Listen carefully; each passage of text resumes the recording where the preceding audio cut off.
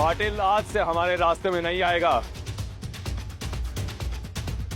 और ये है उसकी इकलौती बहन साक्षी। आज से ये हमारी गुलाम बन के रहेगी। इसके साथ जो भी करना है करो, बस मौत की भीख मांगने पर भी इसे मौत नहीं देना।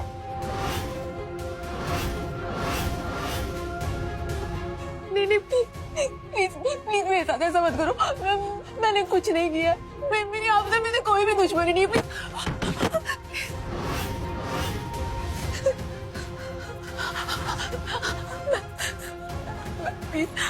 आप तो एक औरत है ना, आप तो समझिए। आपको ऐसा नहीं लग रहा मेरे साथ बहुत ज्यादा गलत हो रहा है? प्लीज।